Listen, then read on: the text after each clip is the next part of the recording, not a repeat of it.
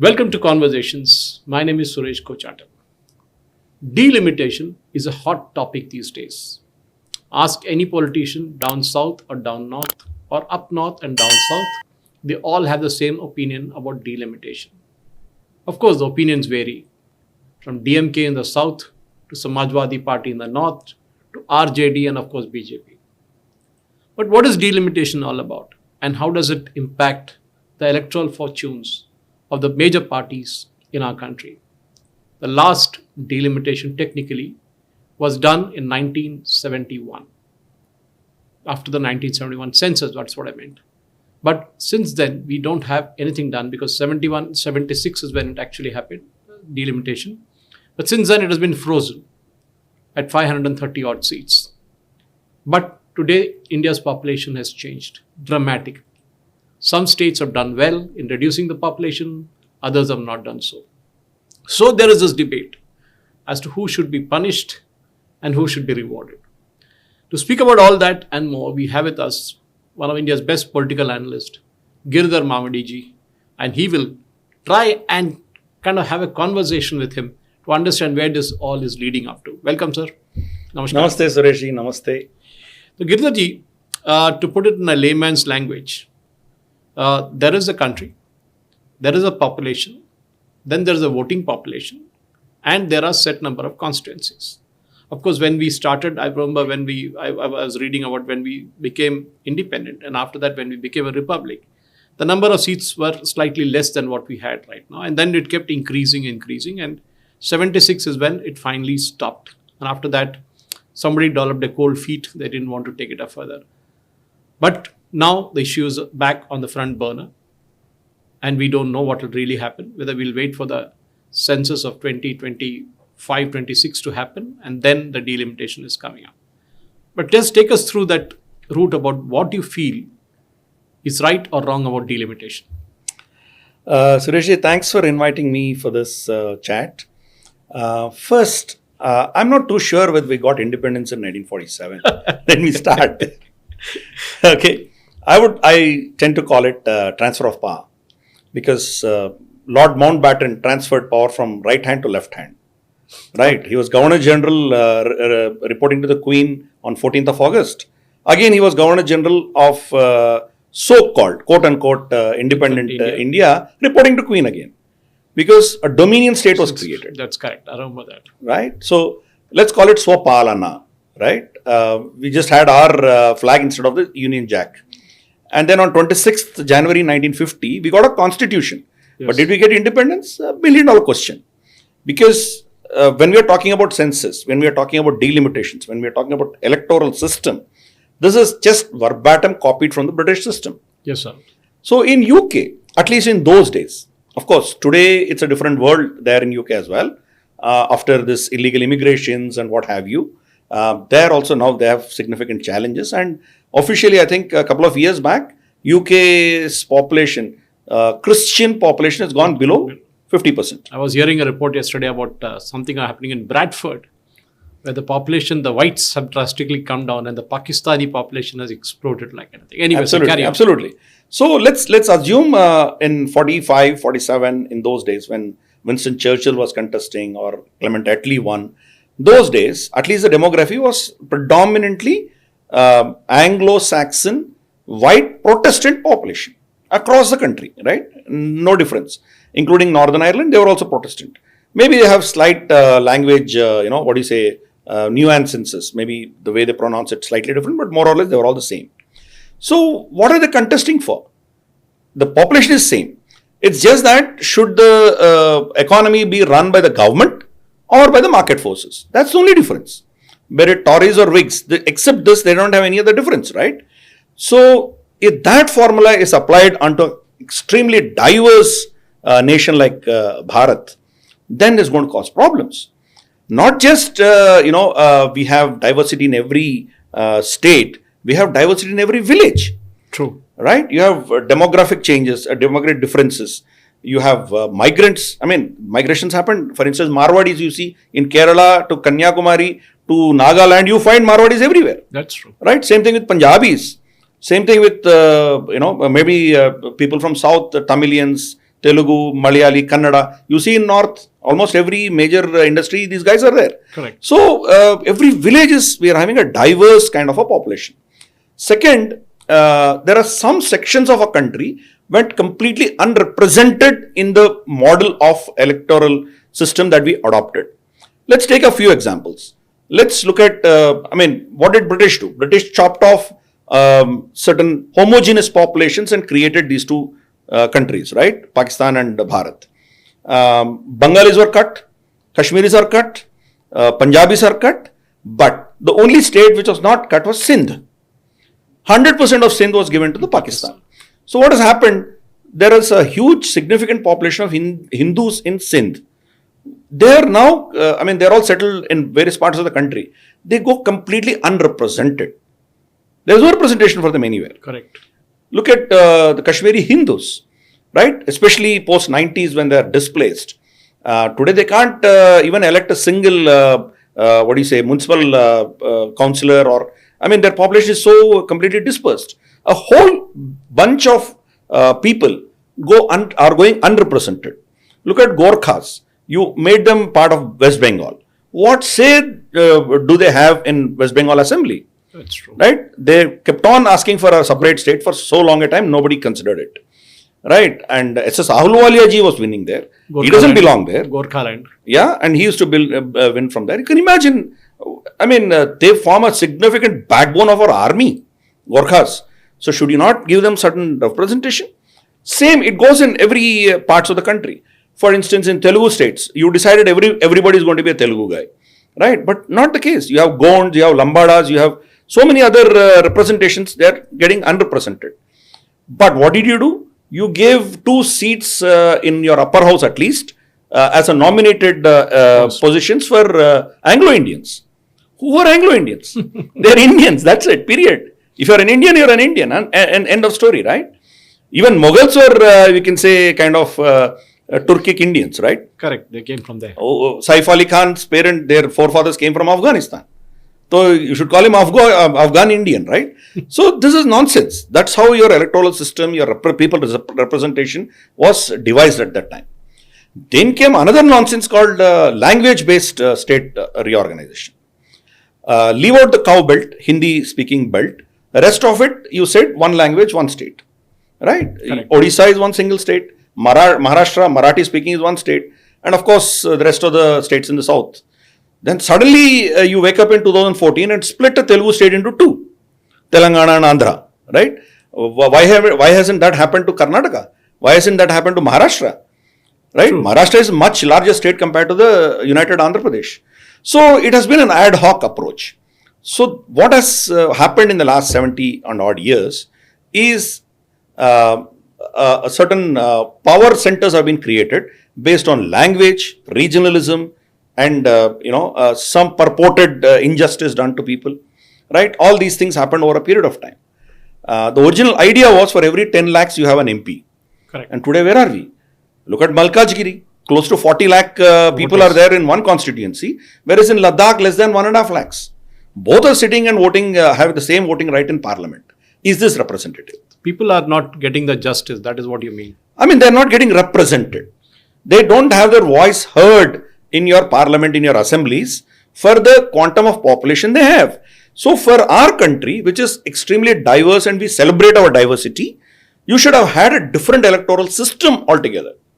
This population based doesn't work.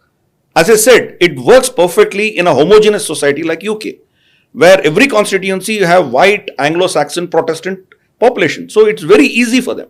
But when you come to this kind of a thing, you're going to have a challenge. You look at the borders of every state. If you go to the eastern border of Karnataka, you look at Ballari, you look at Raichur, huge Telugu population is there. Correct. You go to Adilabad, you go to Bodhan, you have huge Marathi population, right? Same is the case in Raigada in Odisha, huge Telugu population, right? How are they getting represented? They can't teach their own language, right? They have no representation. You have a lot of issues. The problem is, again, another model we put is first man past the post. You said he's a winner, and others you are saying he's a loser. This concept of binary is very Western, or let me put it, Abrahamic. right? Okay. It's a binary. For us, it has to be consensual. It has to be the opinion of a large number of people. It's just not that I got one vote more than you, so I'm a winner. What happens to the represented views of the rest of the people? Look at Asaduddin Owaisi. He gets about 32% of the votes of Hyderabad. And then he goes to the parliament and he opposes the reorganization of Jammu and Kashmir. Right? But is it the opinion of 68% of the population? May not be. Right? I mean, this argument can go either way. Even Modi ji is probably one with only 35% of the votes. It doesn't mean that 65% have accepted what he's saying. So this entire model itself is skewed. This doesn't work in a diverse society like us. But to the credit of our voters and our political system, we made an absolutely useless electoral system work for us. In fact, that's what often said, that the party that wins Uttar Pradesh gets to rule Delhi. Is it because of the size of the number of seats? Yeah. It was 85, now it's 80 after Uttarakhand was spun off. But do you think this entire debate of Stalin and company, including Revant Reddy, including Siddaramaiah, Pinarayi Vijayan, that look, we did well in controlling our population, not didn't do well, and we are being punished for it. Punished in as much as the number of seats will not decrease, as Mr. Amit Shah had mentioned, that it will not decrease, but at the same time, proportionately the increase will be huge in UP. Now, just to give you a heads up on that is, in 1951, the population of Uttar Pradesh was 6 crores. So let us come to 71. That is when the census happened. And that is 76 when the first delimitation that happened that time. Technically, there's a big delimitation. UP's population was 8 crore 38 lakhs, 85 seats. Tamil Nadu at that point had half of it, 4 crore 11 lakhs. 8 crores and 4 crores. So, technically speaking, Tamil Nadu had 40 seats, including Pondicherry. Even Stevens, there is no problem as such. But since then, the population has kept decreasing in the south, percentage-wise, and UP and Bihar and Madhya Pradesh, Rajasthan kept growing. 25%, 25%. It's only in the last two, at least in the 2011 census, that we see that UP's population has dipped by 5 percentage points to 20.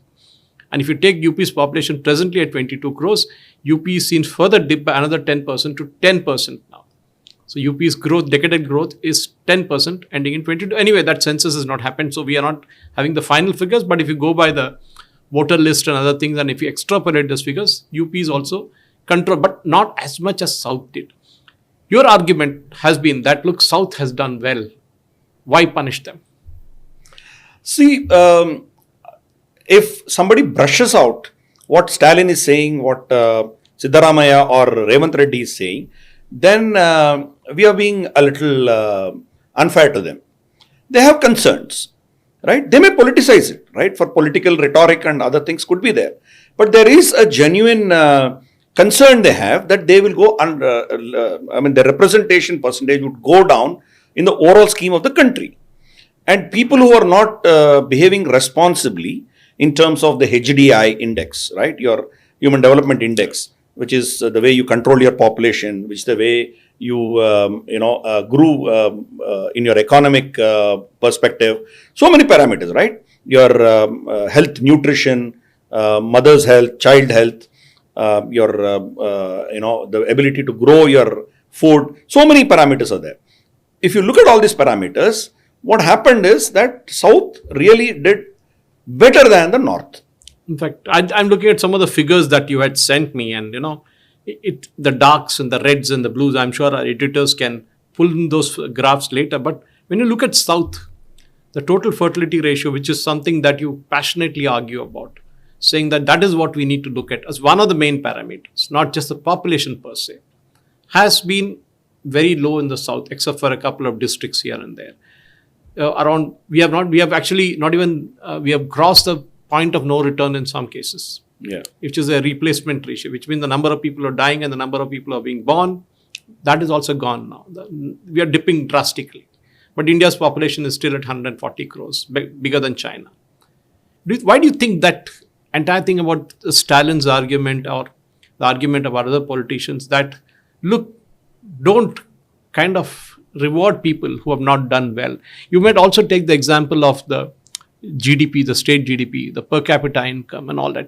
How do we take all this and make one big bismillah bath, if you can call it that way, or even make a khichdi out of it, and then say, okay, this is what we'll do for the next. What will you do if you are Amit Shah? So, first thing I would do is I would not give a statement that you would have your proportional representation. A statement which he made was not warranted at all, because your census has not happened, your delimitation commission has not been appointed. When you are making such a statement, you are kind of sending out a message that look, we have some say in how to do the delimitation. That is one point which I have just want to check with you. Constitutional body, can the union government dictate to the delimitation commission that this is what you need to do? Can they do it? Obviously, they cannot. So, if you are making such a statement before a constitutional body has been formed, it raises doubts. So, when these chief ministers of the South are raising a question, obviously they have a point. So, there is no need for him to have made such a statement. He would have simply said, let the delimitation commission be formed, where even opposition has a stake in terms of they have a say who is going to be appointed there. Then let them do a professional study and then come up with their points of views. It is open for public, open for political parties, NGOs, whoever it is in the society to talk about it. Then a consensus could have been emerged. He should have simply said it is a duty of the constitutional body. So let them decide. I am nobody to decide. So probably that would have been a better approach is what I felt. The moment you say as a home minister that the seats will not go down. It will not go down. Then you are actually sending out a message that we are deciding how it's going to formula is going to work. That was probably, if I was Amit Shah, I would have kept quiet on that. Second problem is you spoke about TFR. Let me go a little deeper into the aspect of TFR. TFR is total fertility rate. It is a statistic which is worked out across the globe of how many children on an average women in her lifespan would produce. So the thing is 2.1 is a replacement rate. If in her lifetime... Replacement means the number of children who are being born is equal or slightly more than the number of people who have died. Average, assuming it's a stable, death rates or whatever you have, and your population is growing at 2.1 per women, then your population is going to be stable. The moment it goes below 2.1, your population start declining. Right? Now, here if it goes below 1.4, that can never be reversed. Between 1.4 child per woman in her lifetime to 2.1, it can still be reversed. If it goes below 1.4, that population can never be reversed. Chandrababu Naidu says produce more kids. Correct, which is perfect, which is what we should do it. In fact, that is what even I think Giridhar Singh or somebody also said that. But of course, they gave a religious twist to it. Doesn't matter. Our population growth, this is not unique to our country. This is a common factor across the globe. The moment societies become more industrialized, more educated, and they move from the basic agricultural based economies to more industrialized base, obviously the population will go down. The number of children they produce goes down. When you are in a lower strata, what happens is you need more hands. This is nature, the nature of the devil is that. To work in the fields and correct. So you need a larger population. So whereas as you go up, you don't need so many. And so what happens is all industrialized countries, you have the same problem. Look at Japan. Japan is gone. Japan can never be revived. Japan, another problem is they are not even allowing immigration. Whereas in the West, in Europe, in US, at least Canada, there are immigrants who are coming in. Australia, there are immigrants who are coming in to replace, the shortage in their population. Whereas Japan is not even allowing it. How will it survive? Their TFR is, somewhere close to 1 or 1.1 or something like that. And their elderly population is very, very high in terms of... Absolutely. This is what is going to happen. And China isn't there. Now, China, of course, China claims our 1.2 or 1.3 is their TFR rate. But a lot of experts are saying it's 0.9. Right? They have announced that their population is less than our population 2 years back. But a lot of people say their population is not even 100 crores. It's probably between 800 to 900 because they took that policy of having a single child or even no child policy for quite some time. So that is, see, you're going against the nature. When you go against the nature, obviously you'll have to face the repercussions. You don't have to do anything to China. In 20 years from now, China is gone. They'll have no population to actually work in the factories. They'll have no population to man their borders, PLA. So what is going to happen? The elderly population is going to go up. There'll be nobody to take care of them. Everybody will be in old age homes. Correct. So, and your economy can't feed them. They can't take care of them. So where are you going to end up at? So we are going towards that. Sadly, we are going towards that. But the TFR as it stands today for us, we probably have a window of around 20 to 30 years. Post 20, 30 years, we will also be in a very similar position as today China and Japan. We will also go down the road. We have a situation of 20, 30 years. Beyond that, we have a problem. But when it comes to the electoral thing, Giridharji, quite often what we see is there should be, if you just take it plain vanilla, just based on the population, 10 lakh, every MP for 10 lakh, then Malkajgiri should have 4 MPs called by whatever name, Medchal, Malkajgiri, Alwal, whatever name, Bolarami, whatever you want to call it, Kudbalapura, whatever. But the point is simple, is that the only thing that should be taken into consideration? Are there other factors like you mentioned, you look at the per capita income, reward that, then you look at the fertility ratio. Is it going to be a mix and match of all these things that the union government should recommend to the Delimitation Commission? So let's take the argument one at a piece. Suppose it's purely based on population, right? I'm incentivizing people who have been irresponsible, who have been producing more population but producing lesser output to the country, lesser wealth to the country. I'm going to incentivize them, right? This is exactly what is happening in the West today. Look at the kind of social security these illegal immigrants are getting at the cost of the taxpayers of the country, right? Which is exactly what is going to happen to us. You are going to feed certain states, which is the grouse of these states. Again, for us, when you're saying South, we need to talk about the South, which is actually the original term called Deccan or Dakshinapata, which is below either Vindhyas or Narmada. We shouldn't confine only to Telugu states, Kannada, Kerala and Tamil Nadu. No. It has to be Dakshinapata, which is your Maharashtra is included, parts of your Chhattisgarh, Odisha. You need to include these things. So this is Dakshinapata. So if you draw a line, Narmada or Vindhya line, correct, roughly 70% of our country's population is north of that line, right? And the South has generally been more, focused on industrialization, focused on service sector. You see the IT industry, most of it is in here. Even Maharashtra, you see most industrialized state in the country. So, and the industrial output of minerals in Odisha, and of course, the Telugu states which produced IT and whatever. So this has been very focused in creating wealth. See, in a family, you cannot say husband is earning money, so wife is useless because she's not earning money. Everyone has his role. Everyone has a role. So just because some states in North are unable to earn money, you cannot say I'm not going to pay them, because this is the argument we hear from these chief ministers from the South. We contribute 1 rupee, we get only 32 paise or 40 paise back. The rest is all being given to Bihar or somebody else.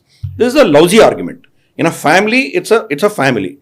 We have some weak links. There will be some parts of our body which are weak. There will be some which are strong. You need to take care of them. You need to pull them up, right? So the point is, all the political system today have a great incentive in trying to go by this so-called freebie culture. Unless you give something free, you won't get votes, you won't get power. So they are all incentivized, irrespective of the party, to stick to this norm. So what happens is, more the population, they get more incentives, more freebies. Lesser the population, the focus of the electoral politics is not that focused on you. This is a challenge we're going to face. The biggest crime people like Indira Gandhi and all did is they stopped the delimitation and increasing the seats in the parliament after 76. They should have continued it by now. Had they been doing it every 5 years, 6 years, they would have been doing it. We wouldn't have this problem at all. Correct. So then maybe they were only focusing on population. Still nobody would have cribbed. Today, the position is after 50 years you want to do something, obviously there is going to be resistance. Even Vajpayee actually kind of... He could have done. He was faced with different problems. He had to run a coalition of some 13, 14 odd parties and one-man parties. So many problems he had. And people like Jayalalitha were maverick. And Mamata Banerjee, we know what all they did. So he was not in a position to really dictate these kinds of changes. Probably last 10 years, probably Modi ji could have done it. But he had his priorities. He had to first bring the economy onto the tracks, what happened in the 10 years of UPA. So he was focused on something else. And today we are the 5th largest economy. Rather, by the end of this year, we will be the 4th largest economy. We're going to kick Japan below. So the point is, everyone has their priorities, focus, right? Third term now is looking at this. Problem is, if you purely go by your population, then this problem is going to happen. Some pockets of the country which are more nuanced and which are more focused on wealth creation in controlling populations, they are going to be left out. So you need to have multiple parameters in that. This is what I believe. One is HDI, Human Development Index, that their health of the people, their economy, their per capita, all this need to be factored in. And of course, the population itself. Third, one important parameter I would put it is, you need to incentivize wealth creators and taxpayers. Because it is with that money, you are able to offer freebies to the rest of them. Then Mumbai should have 40 seats. Probably, I don't know. The more wealth you are creating, the more you are contributing to the well-being of the country, to running this country, you need to have a higher representation. Or take Hyderabad, for example. 75% of Telangana's GDP comes from Hyderabad. Absolutely. Technically the greater Hyderabad. Absolutely. That means the number of seats in Hyderabad should go up. Absolutely. See, that should be a factor. I'm saying you need to factor. Not the only one. Not the only one. Population, your HDI includes your TFR, whether you're being responsible in your TFR, and then your the kind of tax or the kind of contribution you are doing to the wealth of this country. These three parameters have to be taken into consideration. If you don't do that, what happens is, we know that grasshopper ant story, right? Yeah. That is what would happen. People who are slogging their butt out and producing wealth, people simply take their money off and then give free incentives, free iftars, what have you, and then they get the votes and they sit there.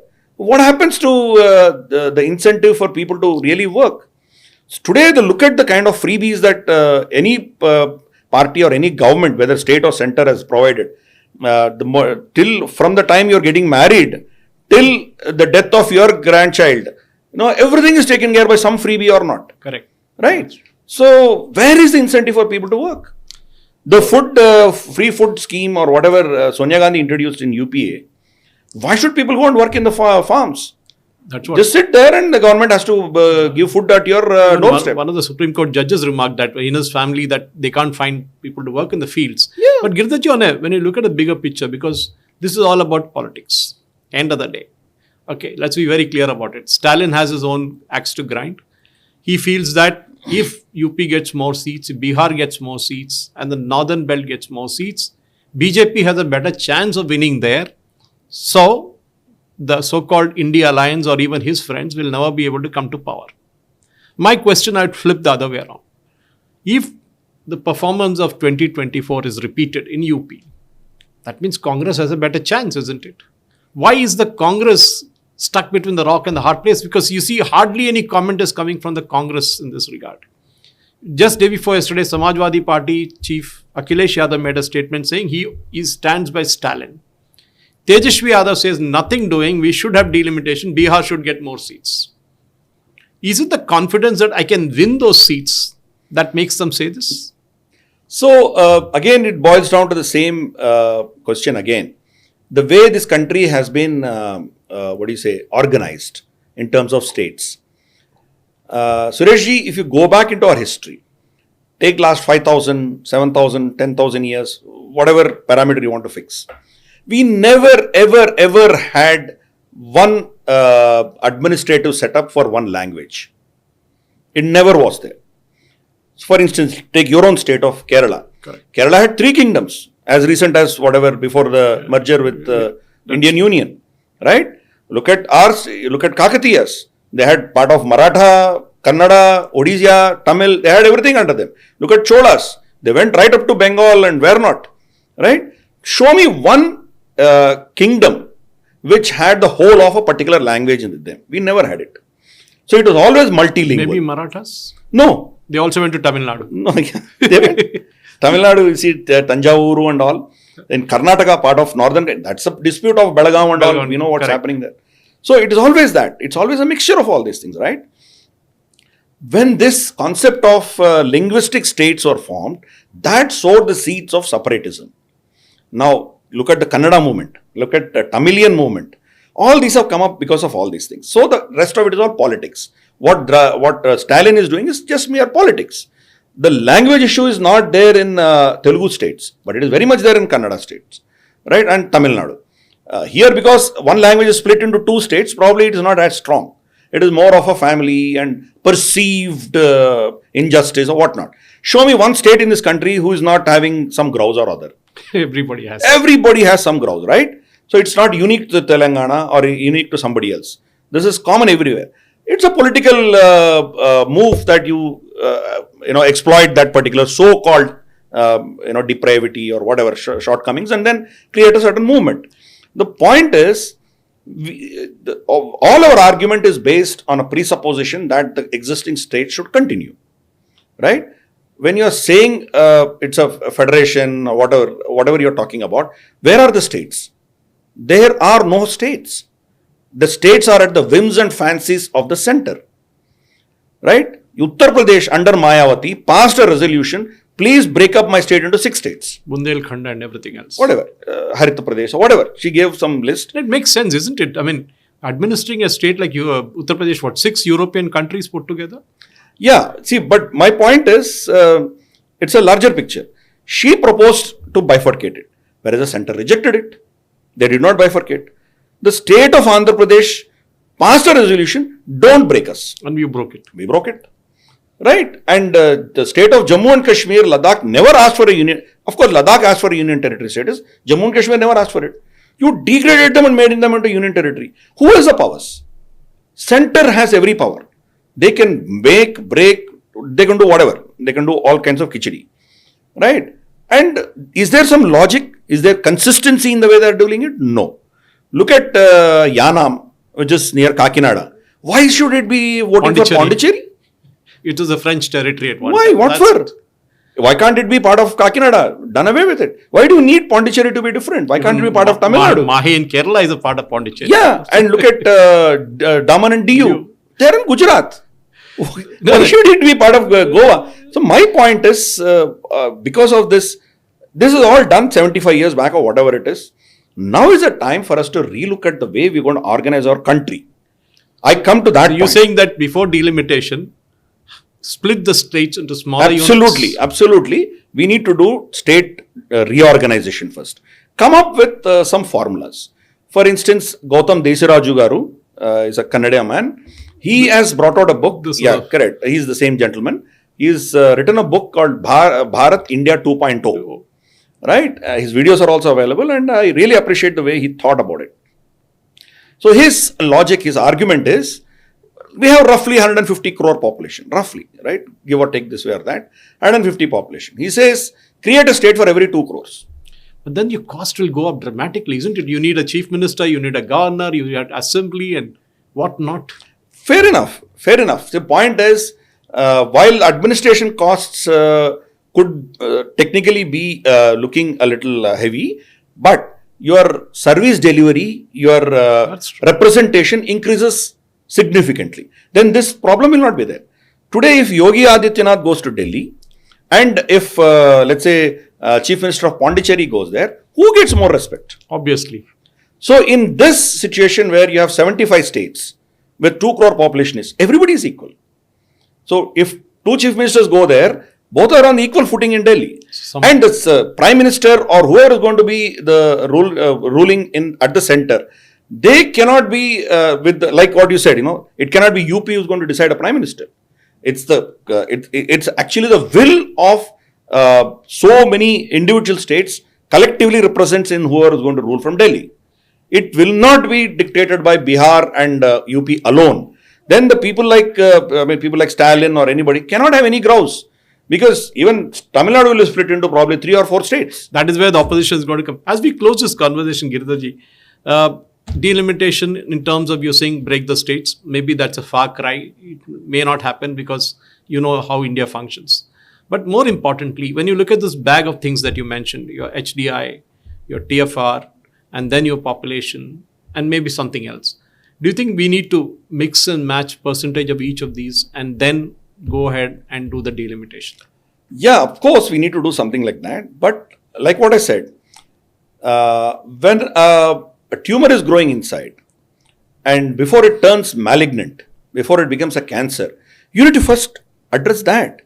Suppose you are only trying to put, a plaster bandage on it and you're trying to give, cosmetic kind of a reaction to it. In the long run, you're going to have much significant challenges. Now, you see the kind of separatist ideologies which are coming. Already people are saying South has to be a different country. We are producing more wealth, so North is eating away our money. All projects are going to Gujarat, nothing is coming here. Look at the kind of arguments that we are already listening to. And some quarters we are also listening to certain arguments like you created a different country for Muslims. So why not for Christians? So from Tamil Nadu coast till Nagaland, we need to have a Christian country. So all these things are going to have a huge amount of fillip. They're going to have, some grouse they can create and do all that nonsense. So point is, the moment everybody is on equal footing, UP cannot be higher than some state in Tamil Nadu, and language is not the criteria. You look at one major urban conglomerate, look at 2 crore population around it and make it into a state. Or that's his proposal. Maybe you look at 3 crores, 4 crores, 5 crores, whatever it is. When you reorganize it in an even way, in a very, thing which is not going to suddenly put somebody on a higher pedestal and somebody at a lower pedestal, then these grouses will all be gone. The question of separatism won't happen. Everybody will have a very similar representation at the center. It is the will of all of these together which reflects there.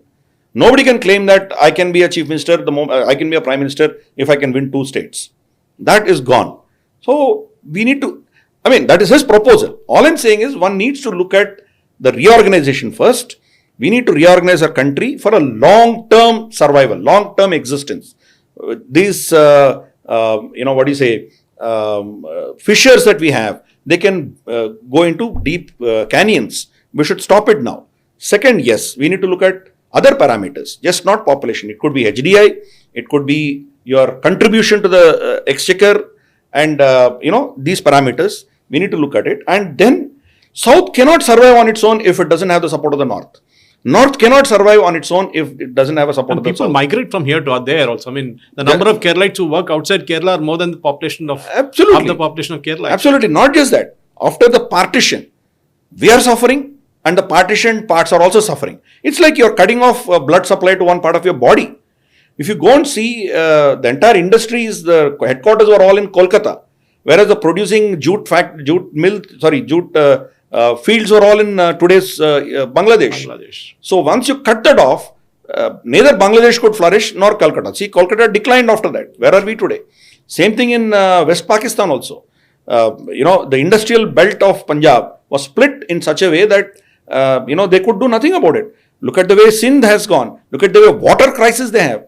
Today, Pakistan is going to have the biggest crisis, internal crisis because of water. We stopped it. We turned the tap off. Not necessarily. I wish we stopped it off. I have a different take on it. 1960 Indus Water Treaty, we had a right of roughly 10% on the western rivers. We are leaving out more than 8% of it. 2% only we are utilizing. Whereas even on the eastern rivers, we had a right of 90% on it. We are only utilizing about 70%. Maybe that's a topic for another debate. I think interesting because not many people would know about the Indus Water Treaty. My single point here is we are a breathing body. When you start isolating things for your political gains, some parts of your body will get gangrene. That needs to stop. That is when your people's representation next step happens. Like you add HDI, you add TFR, you add your contribution to the country. Density of population. Density, all these things, right? If Mumbai is contributing roughly 10 to 15% of your GDP, should their voice not be heard better than the rest? Yes, surely. So these parameters have to be taken into consideration.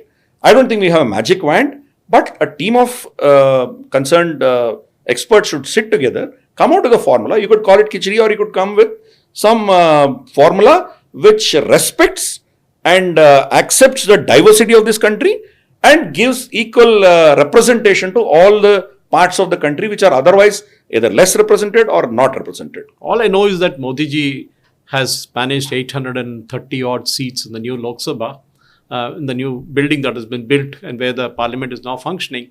Possibly that's an indication of where the final numbers would land up. But Giridharji, wonderful speaking to you as usual. I'm sure that this is a big thing to handle. It's not as simple as sitting across the table with 10 people and deciding it. It has to be far more stretched. One cannot go from Stalin to Akhilesh Yadav or Tejaswi to, say, Devendra Fadnavis. It's a different thing. I mean, this is far bigger than one nation, one election. I think so, in my opinion. But I'm sure that there is a way this has to be done. We cannot push this under the carpet anymore.